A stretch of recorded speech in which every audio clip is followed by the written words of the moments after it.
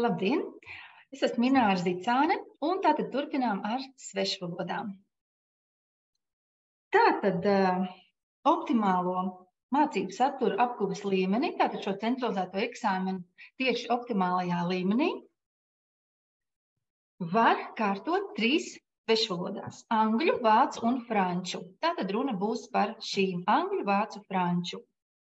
Un šodienas prezentācijā tātad mums ir paredzēts šāds plāns. Parunāsim īsi par eksāmena mērķi, uzbūvi, kas tad eksāmenā tiek vērtēts un kā, un tieši vēl kā tas uz skolēnu tieši attiecas. Kas tad tieši no skolēna viedokļa, kā tiek skaitīti punkti un beigās tad viss izteikts procentos. Tā, par norises laiku, par datumiem. Tātad šie optimālā līmeņa centralizētie eksāmeni sākas ar angļu valodu 5. jūnijā. Franču valoda attiecīgi 6. un vācu 8.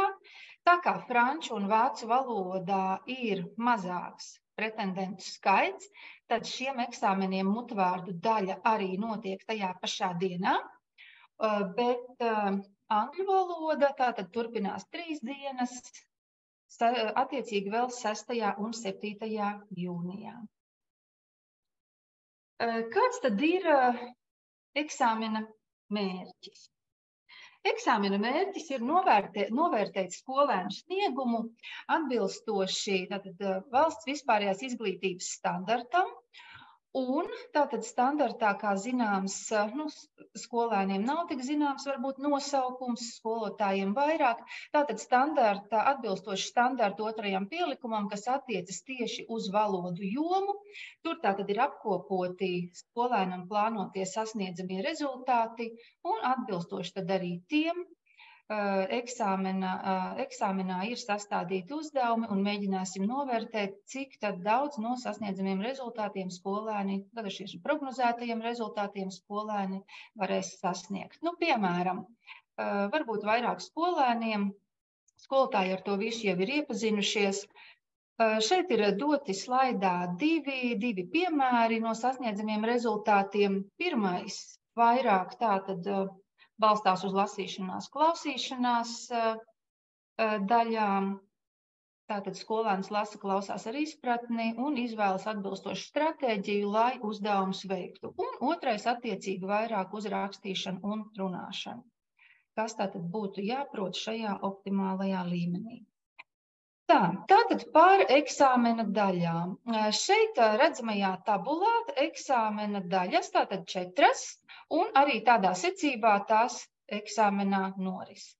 Uzdevumu skaits redzams, arī punkti visās daļās tiek sasniegti vienādi, tātad 25 vienāds punktu skaits, līdz ar to arī, ja mēs izsakam daļu īpatsvaru procentos, tas ir vienāds. Tātad nav tā, ka kāda daļa ir svarīgāka par citu, un ka kādā daļā varēs ļoti daudz dabūt punktus, un cita varbūt nav tik svarīga, tā noteikti nav. Visām daļām ir vienāds īpatsvars. Šeit arī redzams, cik ilgi katra daļa noris, par to, kad būs starpbrīži, tādi, protams, būs. Par to precīzāk tātad būs eksāmena norisēs, ar ko varēs iepazīties mēnesi pirms eksāmena. Kas tad īsti tiek vērtēts? Tātad, kas tiek vērtēts? Te uzreiz gribu pievērst uzmanību tieši slaida apakšējai daļai, apakšā pa labi. Varbūt sākam skatīties tātad prasmes pielietot valodu kopumā dažādās situācijās.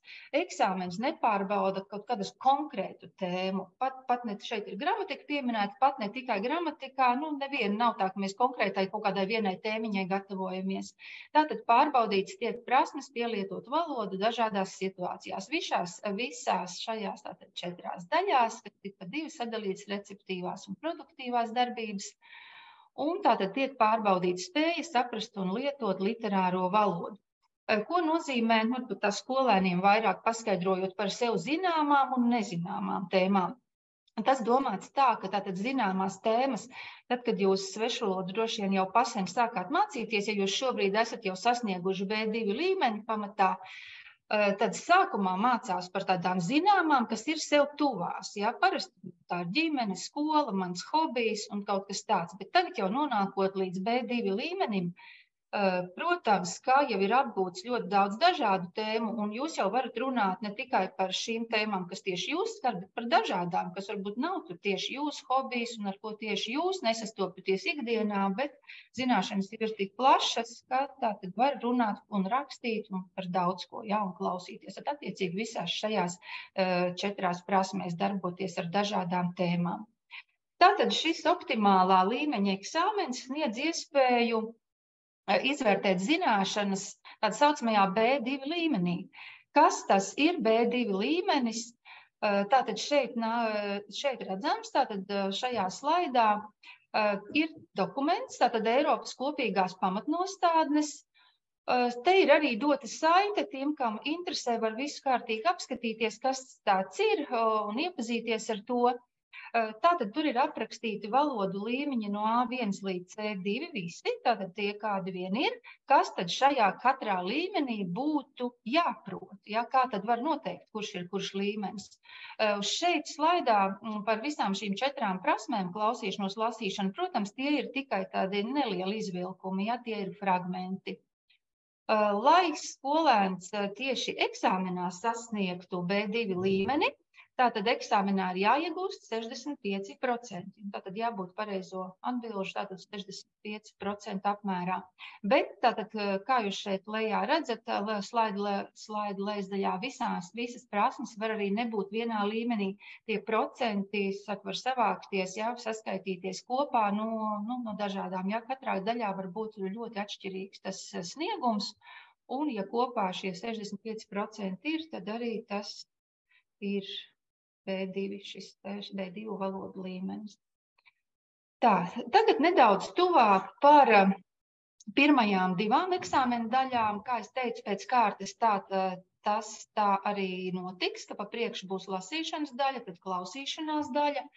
Tātad abās daļās ir darbošanās ar tekstiem. Ja lasīšanas daļā saņemam tos papīra formātā, klausīšanās daļā, protams, klausamies. Tātad saņemam tekstu vai klausamies. Pirmkārt, kas tad tas ir par tekstu, kāds ir teksts. Tātad minēšu šeit, ka teksti iespējams ir visdažādāko veidu.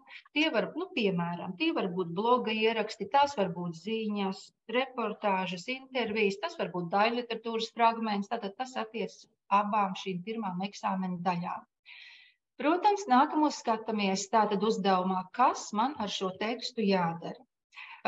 Tas nozīmē, cītīgi un pamatīgi sīki lasām uzdevuma noteikumus. Un izvērtējam doto piemēru. Katrā uzdevumā būs dots piemērs, un droši vien, ka piemērs palīdzēs arī noteikt, kāda tad būs tā stratēģija, kā es tagad to uzdevumu veikšu. Tātad piemērs dots ne tikai, lai paskatītos, kā tas izskatās, vienkārši kā tur apvilkt vai krustiņu ievilkt vai kaut ko izvēlēties, kādus burtus, bet vajadzētu arī izpētīt, kāpēc tieši, piemēram, ir tā un tā atbilde, ja, kāpēc tieši tāda atbilde ir izvēlēta par pareizo, kas tur ir tieši, kas sakrīt, kas nesakrīt ar tekstu, meklēt tekstā vajadzīgās vietas un tā. Droši vien, ka tādā veidā veiksmīgāk tas jums palīdzētu arī atrast atbildes uz pārējiem jautājumiem uzdevumā. Tā. Tātad šeit neizsakot punktos, bet vienkārši tāds aprakstošs, ja tādi jautājumi doti, kas tad tajos uzdevumos pirmajās 2 daļās, kas tad tieši tiek vērtēts, kas tiek prasīts.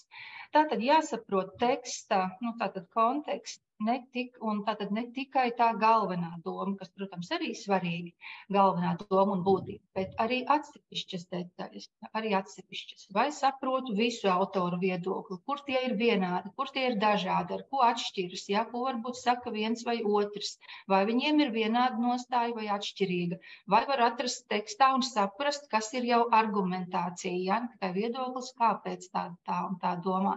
Tātad tādā veidā jādarbojas ar tekstiem. Un konkrētāk skolēnam kā tieši notiks punktu skaitīšana, vairākas uz skolēnu attiecas, tātad lasīšanas un klausīšanās uzdevumos tiek piešķirts 1 punkts par katru izvēlēto vai ierakstīto atbildi. Un tad reizēm atbilde būs tikai jāizvēlās no kaut kādām piedāvātiem variantiem vai arī jāieraksta pašam. Otrais punkts attiecas tad tieši tikai uz klausīšanos. Tad klausīšanās uzdevumos būs tā, kādā no uzdevumiem, ja visi uzdevumi nebūs vienādi, ja viņi tur ir 3. Tātad kādā būs jāraksta pašam atbilde, un tiešām šeit ir rakstīts, ka būs pieļaujamas arī pareizrakstības kļūdas, jo šajā eksāmena daļā netiek vērtēti tieši gramatika vai pareizrakstība konkrēti, bet klausīšanās prasme. Ja vārds būs ierakstīts tā, vārds vai arī prasīts vairāk vārdi, ja tie būs ierakstīti tā, ka tie nerada nekādu pārpratumu un nemainās vārdu nozīme, tad viss kārtībā, par to arī tiks ieskaitīts 1 punkts. Tālāk, tātad tas bija īsumā par lasīšanas un klausīšanās daļām, un par nākamām 2 eksāmena daļām tad došu vārdu savai kolēģei, un viņa turpinās. Labdien visiem, kuri pievienojas, skolēni, skolotāji, kolēģi, vecāki. Tādēļ es turpināšu ar nākamām 2 daļām, kuras rāda laikam lielāku sašutumu tieši par eksāmenu, jo eksāmenis pārbauda nevis tikai prasmi uztvert informāciju, bet arī producēt informāciju un parādīt visus savus valodas resursus, rakstot tekstu un arī runājot. Tātad rakstīšanas daļā optimāla līmeņa eksāmenā sastāv no 2 uzdevumiem. Es ceru, ka gan paraugu uzdevumi, gan arī pagājušā gada uzdevumi jau ir izpētīti, varbūt arī ir izmēģināti, bet tā kā es nedaudz ieskicēšu, kam vajadzētu pievērst uzmanību. Nekā iepriekšējo gadu un arī šogad izskatās, ka vispopulārākā valoda būs angļu valoda, tad arī piemērus došu no pagājušā gada eksāmena. Tātad rakstīšanas daļā mums ir 2 uzdevumi, un katram uzdevumam ir savi akcenti. Pirmais uzdevums ir to, ko mēs saucam par interaktīvo tekstu, kur jāraksta visticamāk kaut kāda veida vēstule, mūsu gadījumā tā kā ēpasts, bet galvenais, kā jūs saņemot uzdevumu, rūpīgi izlasat uzdevuma nosacījumus. Jūsu materiāla lapā, rakstīšanas daļas materiāla lapā jūs drīkstat veikt piezīmes, iekresot, pasvītrot atslēgvārdus, veikt arī uzmetumu. Tīrakstam jūs izmantosiet atbilžu lapu ar līniju lapam, tā kā arī tas ir pateikts latviešu valodas eksāmenā. Bet kas būtu jādara? Protams, jādomā par saziņas situāciju un lasītāju, jo, ja šī ir vēstule, ēpasts, tad mēs rakstam to ar kaut kādu konkrētu mērķi. Un pirmkārt, lasot uzdevumu, mēs mēģinām saprast, kas tad man būtu jāraksta. Iepriekšējā gadu skolēni bija aicināti rakstīt vēstuli, kur viņi pieteicās grāmatas klubam. Nākamais, tad man jāsaprot, kāpēc, kāds ir mans mērķis, ko es vēlos panākt, kurš ir adresāts. Svarīgi saprast, ka uzdevumam ir tā saucamais iedevums, ir kaut kāda papildus informācija, un jums jāizmanto šī informācija, lai jūs varētu atrast varbūt to vārdu, kā man būtu jāraksta, kāda informācija man ir pieejama, kāda informācija vēl nav, par ko es varu uzdot jautājumu, vai es neatkārtošos uzdot savu jautājumu. Attiecīgi, kad mēs sapratam, kam mums jāraksta, kurš ir mūsu adresāts, mēs arī skatāmies uz stilu. Cik formāli jābūt vēstulī. Šajā gadījumā contact Professor Smith, tā kā jāraksta profesoram Smitham, un attiecīgi noteikti ļoti sarunvalodas stila mēs tā kā neizmantotu šajā gadījumā. Un svarīgi saprast, ka šī ir vēstule ar konkrētu mērķi. Viss, kas jums vajadzētu iekļaut savā vēstulē, ir norādīts, Un no tā, cik precīzi un cik veiksmīgi jūs izpildīsiet visas tas prasības, no tā ir arī atkarīgs jūsu vērtējums. Un varbūt labs variants, kad jūs mēģināt izpildīt šo uzdevumu, arī iedot kādam citam to izlasīt, vai arī kritiski paskatīties uz savu tekstu, ja es būtu adresāts, vai es varētu reaģēt uz šo vēstuli, vai es būtu apmierināts ar tādu vēstuli. Rakstot šo vēstuli, tad mēs ievērojam vārdu skaitu, 120, 150 vārdi, kā arī latviešu valodas kolēģi eksperti teica, ja vārdu skaits ir pārsniegts, par to jūs nebūsiet tieši sodīti, jā, bet jāsaprot, ka es rakstu vairāk nekā nepieciešams, varbūt tiešām ir liekvārdība, varbūt tiešām ir kaut kāda informācija, kura no manis nav prasīta, un es stresa situācija zināmā mērā rakstu nevisai to, kas ir nepieciešams. Jā, tā kā vārdu skaits ir dots tā, lai jūs redzētu, ka tāds ir teksta apjoms, kurā es varu veiksmīgi izpildīt visus uzdevumu prasības. Otrais uzdevums arī noteikti prasa uzmanību, jo atšķirībā no, piemēram, 12. klases eksāmena, iepriekšējā parauga eksāmena, mums nav tikai jāpauž savs viedoklis par kaut ko, bet mums arī jāsecina par informāciju, kur ir dota avotos. Tātad, saņēmot uzdevumu, mēs redzam, ka mums ir doti 2 avoti. Mūsu tekstā, kas mums būtu jādara, mums noteikti jāapkopo informācija. Mums nepieciešams formulēt problēmu un tad argumentēt, piedāvāt, piemēram, problēmas risinājumu. Un rakstot, mēs rakstam strukturētu eseju par piedāvātu situāciju. Un vārdu apjoms atkal ir dots 250-300 vārdu garš teksts. Svarīgi, protams, pievērst uzmanību tam, kā jūs strādāsiet ar iedevumu, jo, protams, it kā izskatās, man priekšā jau ir teksts, es varu to tekstu paņemt un pārrakstīt, vai es varu to tekstu atstāstīt, bet rūpīgi jāizlasa uzdevuma nosacījumi, un tur arī būs rakstīts, kā mums nevis jāpārstāsta vai jāpāraksta informācija no iedevuma ar tiem pašiem vārdiem. Tas ietekmēs arī jūsu vērtējumu, bet mums tomēr šī informācija kaut kāda veida jāapkopo un lai mēs varētu formulēt problēmu. Tātad atkal pagājušā gada biļetes paraugs.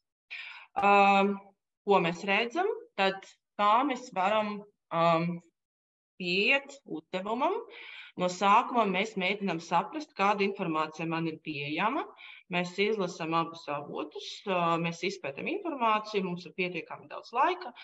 Mēs sadalām, kopā jums ir doti 8 minūtes, aptuveni ir piedāvāts, kā piemēram, priekš otrā uzdevuma jūs plānojat ap 55 minūtēm, kas ir izdarāms, protams, ja darbs ir saplanots. Bet mums ir tiešām laiks, kuru mēs varam izmantot, lai izpētītu avotus, lai saprastu, kāda ir avotu kopīga tēma, tad kādu jautājumu vai problēmu es varu formulēt. Un kādus risinājumus varu piedāvāt, kā šajā gadījumā, kur vajadzēja piedāvāt divus risinājumus un formulēt arī, nonākt pie nobeiguma. Kā es varu pamatot risinājumu lietderību? Un šeit svarīgi ir uzsvērt, ka tas, kas atšķir, piemēram, B2 valodas lietotāju no B1, ir tas, ka B2 lietotājs var pamatot, argumentēt to, ko viņš raksta. Visbiežāk pieļaujama kļūda, kad teksts sastāv no apgalvojumiem, bet nav paskaidrots, kāpēc. Kāpēc šis risinājums būtu tāds veiksmīgs, liederīgs, ja? Kādi būtu mani piemēri.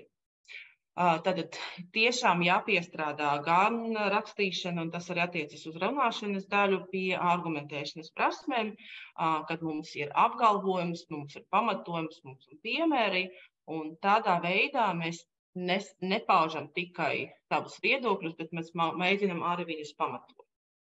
Tad Plānojot savu darbu, mēs arī domājam, kā es varu veidot saistītu un loģisku tekstu. Tekstu veidu rinkopes, katra rinkopa ir viena pabeigta doma ar konkrētu, piemēram, argumentu vai risinājumu. Un vai mani valodas resursi ir pietiekami daudzveidīgi, lai es varētu veiksmīgi izpildīt uzdevumu. Tā kā iesaku, pirms mēs sākam rakstīt, tomēr izveidot plānu, nevis uzrakstīt vienu variantu un pēc tam pārrakstīt to, neterēsim to tam laiku, bet ieskicējam savu plānu, pamatargumentus, pamatojumus vai arī piemērus, lai tālāk būtu iespējams tiešām veiksmīgāk veidot saistītu un loģisku tekstu. Kā tad vērtē rakstīšanas daļu? Tātad notiek centralizēta vērtēšana. Katru darbu vērtē vismaz 2 vērtētāji. Ja starp 2 vērtētājiem ir domstarpības, tad arī pieslēdzas 3. vērtētājs. Katru uzdevumu vērtē atsevišķi. Viņam nedaudz atšķirīgs īpatsvars. Detalizētāk jūs noteikti varat iepazīties arī vērtēšanas kritērijos, kā tie punkti sadalās. Bet katru uzdevumu vērtē pēc tiem pašiem vērtēšanas kritērijiem. Tātad saturs un uzdevuma izpilde, vai visi uzdevuma nosacījumi ir ievēroti, vai teksts atbilst uzdevumam, un vai viedoklis ir pamatots. Vai teksts ir saistīts, vai viņš ir loģiski strukturēts, vai valodas resursi, vārdu krājums un gramatiskās struktūras ļaus skaidri izteikties un izpildīt uzdevumu, un vēlreiz aicinu neaizrauties ar iedevumu tekstu pārrakstīšanu. Protams, varat izmantot citātus, ja jūs varat pārpratēt, apkopot, bet nav ieteicams, un arī par to jūs varat zaudēt punktus, ja jūs 1 pret 1 norakstat visu, kas ir rakstīts iedevumu tekstā. Mēģinām atrast sinonīmus, mēģinām izteikt šo informāciju ar citiem vārdiem, bet priekš tam mums nopietni jāpiestrādā pie savu vārdu krājuma. Un kļūdas. Mēs neskaitām svešvalodas, mēs neskaitām kļūdas, mēs skatāmies uz kļūdu, teiksim, kvalitāti, vai tas kļūdas ir varbūt pārrakstīšanas kļūdas, vai kļūdas ir kā sistēmā, vai arī cik daudz kļūda ietekmē teksta kvalitāti, un arī vai kļūda ir pieļautā vienkāršā konstrukcijā vārdā, vai arī grūtākā. Bet noteikti mēģinām strādājam īpaši pie pareizrakstības. Mēs esam pierāduši, varbūt, ka dators vai telefons labo mūsu kļūdas, bet tomēr, kad mēs mācāmies, kad mēs saņemam no skolotāja izlabotu darbu, mēs pievēršam uzmanību arī labojumiem vai norādījumiem, ka varbūt kādi vārdi ir nepareizi pierakstīti, un mēģinām atcerēties, kāda būtu tā pareizrakstība. Tas ir īsumā par rakstīšanas daļu. Runāšanas daļai, kā jūs jau redzējat, ir paredzētas 3 dienas, un eksāmens vienu reizi jau ir noticis, un viss mājaslapā ir pieejamas ir pieejami iepriekšējā gada, iepriekšējo dienu biļetes. Katrai dienai ir paredzētas 6 biļetes. Jūsu atbildi ieraksta, kā arī vadītājs stāstīja, vērtē mutvārdu daļas vērtētājs no citas skolas, un arī attiecīgi intervētājs, kurš ievada visu informāciju sistēmā un ieraksta programmatūrā, un seko līdzi jūsu atbildei. Gatavošanas laikā jūs drīkstat veikt pierakstus uz pašas biļetes. Jūs drīkstat pasvītrot, ir speciāli norādīta vieta, kur jūs varat veikt pierakstus. Bet arī jums ir 5 minūtes, lai sagatavotas runāšanas daļai savai atbildei. Jums nav, protams, jāsagatavo prezentācija 5 minūšu laikā, jo tas ir vairāk tikai, vai jūs varat paust viedokli par šo tematu. Bet noteikti ir liederīgi pierakstīt kaut kādas atslēgvārdus vai pamatargumentus, par kuriem plānojat runāt. Bet, ja jūs nolasat vai nu iedevumu tekstus, vai arī savus pierakstus, tad, diemžēl, atbildi nav ieskaitīta. Viena no pagājušā gada biļetēm. Atkal sīkāk var iepazīties mūsu mājaslapā. Tātad, kas būtu jādara? Saņemot biļeti, mēs redzam, ka mums ir daudz informācijas. Tas, kas ir paša augšā, darbības, tas nemainās. Nedaudz mainās varbūt situācija, ka ir norādīts, kā jūs piedalāties kaut kāda diskusija pār kaut kādu konkrētu problēmu vai tēmu. Tā kā tēma vai problēma šim iedevumam jums ir dota uzdevumā. Tālāk, gatavošanas laikā jums noteikti jāizpēta abi iedevumi, jāsaprot, kas tas viņu apvieno, kas viņam ir kopīgs, lai jūs varētu formulēt jautājumu, lai jūs varētu arī salīdzināt informāciju, jo iedevumos informācija varētu būt piemēram, papildināt vai dot skaidrojumu, vai varētu būt arī pretēji viedokļi. Jāpievērš uzmanībā arī tam, vai mums ir doti viedokļi. Fakti pamatā ir viens no iedevumiem. Fakti vai dati, un otrs ir tas, kur varētu būt pausti kaut kāda viedokļa. Un tie viedokļi no avota ir jānolasa. Un vai divi valodas lietotājiem arī tas būtu jāizdara. Tālāk mēs paužam savu viedokli, mēs pamatojam savu viedokli, un tad mēs varam nonākt pie secinājuma. 3 līdz 5 minūtēm. Tas nozīmē, ka, un šeit svarīgi saprast, ka varbūt svarīgāka ir jūsu runas kvalitāte. Ja jūs varat arī ļoti labi norunāt 3 minūtes, un ļoti kodolīgi un veiksmīgi un arī pietiekami izvērsti izteikt, ja, tas arī labāk nekā mēģināt stiept informāciju uz 5 minūtēm, ja, vai atkārtoties. Bet svarīgi, lai tiešām visi pieturpunkti, visi uzdevuma punkti ir izpildīti. Pēc jūsu runas jums ir jāatbild uz 3 jautājumiem no skolotāja, kur jūs esat arī aicināti, piemēram, atsaukties uz kādu no avotiem vai salīdzināt informāciju avotos ar to, kas var būt aktuāls Latvijā, komentēt, paplašināt. Un atkal optimāla līmeņa eksāmenā jautājumi visbiežāk sāksies ar kāpēc, kādā veidā, kā un tad tālāk. Ja? Noteikti nebūs informācijas par jautājumu par kaut kādu faktoru, par kaut kādiem faktiem. Visos jautājumus noteikti jūs varat paust savu viedokli par kaut kādu problēmu vai jautājumu. Un kas tieši tiek vērtēts, vai es varu lietot svešvalodu, lai es varētu formulēt tēmu vai problēmu, vai es varu izvērtēt un salīdzināt piedāvātu informāciju, vai es varu pamatot un izteikt un pamatot savu viedokli, noformulēt secinājumus un atbildēt uz intervētāju jautājumiem. Vērtēšanas kritērijos uzdevumu izpilde, sagatavotu runu un sarunu vai interviju vērtē atsevišķi, un katram posmam ir savi akcenti. Sagatavotas runas vērtēšana, mēs skatāmies uz to, vai ir pietiekami pamatots viedoklis, vai visi uzdevumu nosacījumi ir izpildīti, vai arī ir izanalizēta informācija. Attiecīgi sarunā, intervijā mēs skatāmies uz to, vai ir argumentēta atbilde uz jautājumu, un ja jūs esat aicināti atsaukties uz avotiem, vai tas ir izdarīts.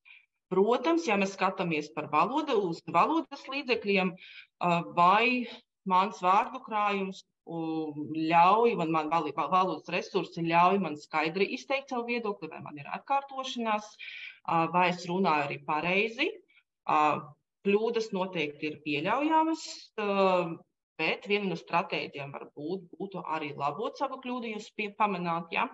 Un arī svarīgi runāt pietiekami tekoši un saprotami, un vai ir kaut kādas izrunas kļūdas, kas varētu kavēt izpratni. Šeit es gribētu uzsvert, ka par izrunas kļūdām mēs neuzskatām, akcentu, ja akcents pieļaujams, bet vai ir kaut kādas izrunas kļūdas, kas tiešām neļauj mums saprast teikto. Ja? Neviens nevērtēs tieši, vai tas būtu arī ir jautājums, vai man jārunā ar britu vai amerikāņu, mēs runājam par angļu valodu. Jebkurš, kurš ir saprotams, protams, jā, un mēs nevērtējam akcentu, mēs vērtējam tikai izrunas kļūdas kaut kādā veidā, kas mums var traucēt. Tā, bet noteikti aicinu iepazīties ar iepriekšējā gada biļetēm, un tuvākā laikā arī būs publicēts metodiskais materiāls tieši par iepriekšējā gada rezultātiem, un arī ir pieejami Skola 2030 paraugi, kur arī ir izanalizēti ieraksti, skolēnu ieraksti ar vērtējumu un vērtējumu skaidrojumu. Tā. Nākamais punkts, kuru no šodien jau mūsu vadītājs ir pieminējis, ir iespēja arī aizstāt eksāmenu ar starptautiskas institūcijas pārbaudījumu par procedūru, par iepazīties arī ar institūciju un eksāmenu sarakstu, ir iespējams MK noteikumos, nosaukumu jūs redzat ekrāna. Optimāla līmeņa eksāmenu var aizstāt, ja ir saņemts apliecinājums ar līmeni, kurš nav zemāks par B2. Optimāla līmeņa eksāmens ir pielīdzināts B2 līmenim, attiecīgi tad arī aizstāt var ar eksāmenu, kurš ir nezemāks kas B2. Katram eksāmenam ir sava līmeņa robeža, katram eksāmenam, starptautiskam eksāmenam ir sava pieeja, ar to, vai jūsu saņemtais vērtējums atbilst. Ar to jūs varat iepazīties un par to pārliecināties eksāmenu sarakstā un prasībām, kur ir norādītas minimālas prasības. Svarīgi ņemt vērā to, pirms jūs piesakāties eksāmenam, vai vispār šis eksāmens ir sarakstā, ja? Jo ne visi, starptautiski eksāmeni ļoti daudz, bet mums ir konkrēts saraksts. Un pārbaudījumu jābūt nokārtotam attiecīgi vispārējais vides izglītības laikā. Ja jums ir kāds certifikāts no 9. klases, diemžēl viņš nederēs. Un vai dokuments ir derīgs eksāmena norises dienā. Tas vairāk attiecas uz konkrētajiem eksāmeniem, kuriem ir derīguma termiņš, certifikātam ir derīguma termiņš, pamatā ir 2 gadi. Ja? Tā kā ir vērts, nav varbūt vērts mēģināt kārtot eksāmenu, 10. klases sākumā. Tālāk, ja, un pēc tam neizmantot šo certifikātu. Un procedūrā, kā tas notiek, 6 nedēļas pirms eksāmena norises, ne vēlāk kā 6 nedēļas pirms eksāmena norises dienas, jums tad jāiesniedz rakstisks iesniegums, dokuments un jāiesniedz tā kopija. Ja? Un tad par to formālu pusi, kā notiek iesniegšana, tad par to būs arī vēlāk detalizētākā instrukcija. Ja? Bet izpētīt eksāmenu sarakstu noteikti iesakām pirms jūs piesakāties eksāmeniem. Ja? Tā. Kur vēl var atrast informāciju par eksāmeniem? Tātad publicētas eksāmena programmas, aktuālas eksāmena programmas ir pieejams Skola 2030 paraugs, kuru es minēju, kur ir arī izvērtēti visās valodās arī rakstīšanas daļas paraugi, kur ir arī vairāki varianti piedāvāti. Un, protams, var arī izpildīt un iepazīties ar pagājušā gada uzdevumiem. Ja?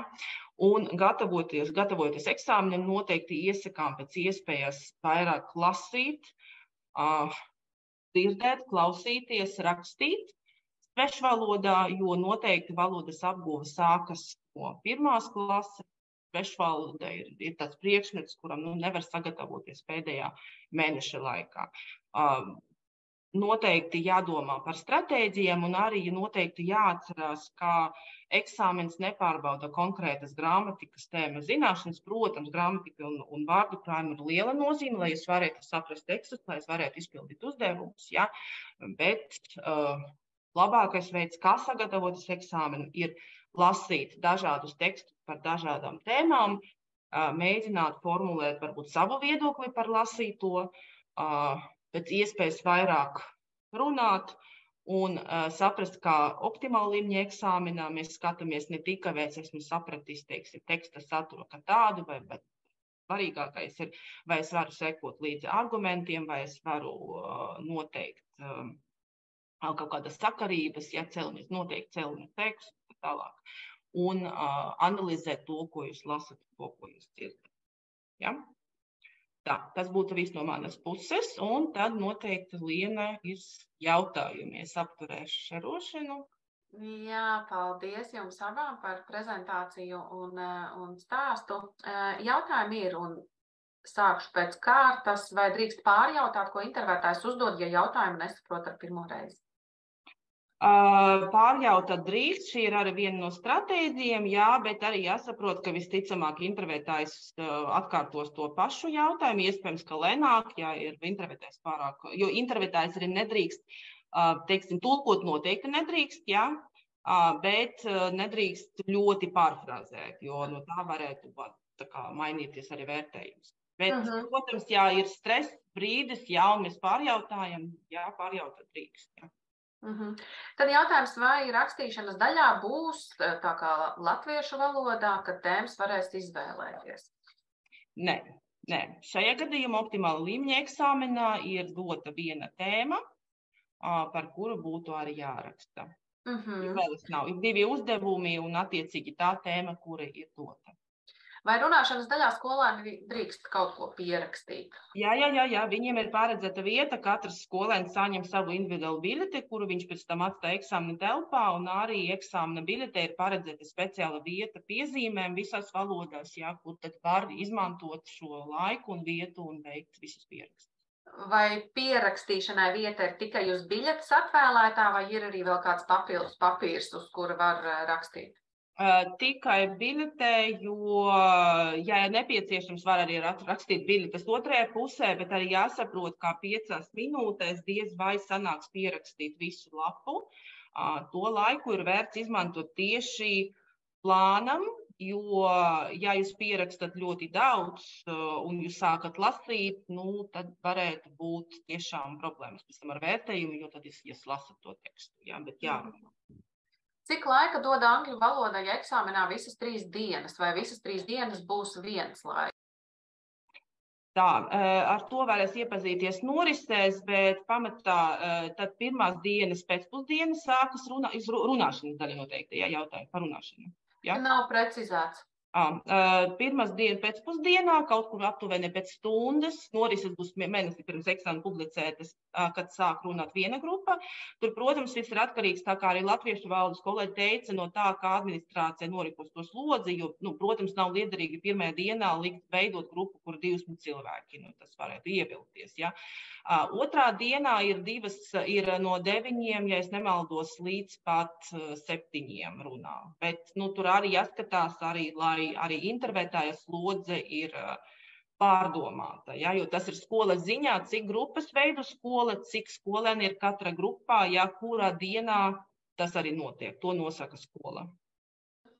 Tad ir jautājums par to, vai būs teikts, vai jāraksta formāls vai daļēji formāls teksts. To mēs nolasam no uzdevuma nosacījuma. Šī ir arī prasme noteikti, ja to mēs saņemot uzdevumu un paši nosakam atkarībā no tā, kas mums ir rakstīts uzdevumā. Skatāmies, kām jāraksta un kāpēc tas jāraksta. Tad jautājums par to, cik liela nozīme ir rokraksta kvalitātei. Šeit jautājums arī pašam, laikam, tā jautājuma autoram. Darbu, protams, skolotāji bieži vien ir pierāduši pie tā, kā ir rakstīts, ja? Bet šeit jāsaprot, ka darbu lasīs pavisam cits skolotājs, 2 skolotāji. Un mēs rakstam, lai mūsu tekstu varētu izlasīt. Attiecīgi, ja mans rokraksts nav saprotams, ja es nevaru atšķirt ai no ei no i, tas varētu ietekmēt, ja vērtētājs var ieskaitīt to, ka kļūdu. Ja? Protams, mēs mēģinām izlasīt katru rokrakstu, bet šeit jāsaprot, ka ar to, kā mēs rakstam, mēs arī parādām kaut kādu cīņu pret lasītāju. Ja? Ja mēs vēlamies, lai mūs saprastu, tad mums drusciņi jāpiepulās un jāraksta tā, lai mūs varētu saprast. Precizēt, kādu eksāmenu kārtos mazākumtautības ar vispārējo vai optimālo līmeni? Svešvalodas vienalga. Svešvalodas pār angļu valodas eksāmenu nav starpības starp mazākumtautību vai citu programmu. Jā, visi kārtu vienu eksāmenu. Nedzirdu, tev ir izslēgts? Jā, es vienkārši skatos, lai iegūtu B2 līmeni vai attiecīgais punktu skaits procentu jāiegūst vidē par visām daļām kopā vai katrā daļā atsevišķi lasīšanas, klausīšanās, rakstīšanas, runāšanas? Tas ir kopvērtējums par visām daļām kopā. Ja? Attiecīgi, kā arī kolēģi teica, dažādas prasmēs varbūt tas vērtējums varētu būt drusciņā, tas atšķirties, ja? Bet pēc tām līmeņa piešķir pēc kopvērtējuma. Ja pareizi atminos no teiktā, sagatavošanās laiks ir 5 minūtes, pareizi? Jā. Un tad noslēdzošais jautājums. Visi skolēni ir datubāzē, ir izveidots saraksts. Uz runāšanas daļu skolēniem ir zināma secība, kādā ies runāt. To visu pirms tam normālā kārtā informē skolas administrācija. Jā, jo skolas administrācija ir pienākums, ja es nemaldos, ne vēlāk kā nedēļu informēt par telpām, par secību, par grupām. Un noteikti skolēni zina savu laiku, ja? Bet noteikti laiki ir nosacīti. Ja? Tādā ziņā, ka man uzrakstīts, ka man jārunā 15 teiksim, 20, jā, tas varētu būt tā kā 5 minūtes ātrāk vai 5 minūtes vēlāk. Jā. Bet secību visu to zina skolēni noteikti laicīgi.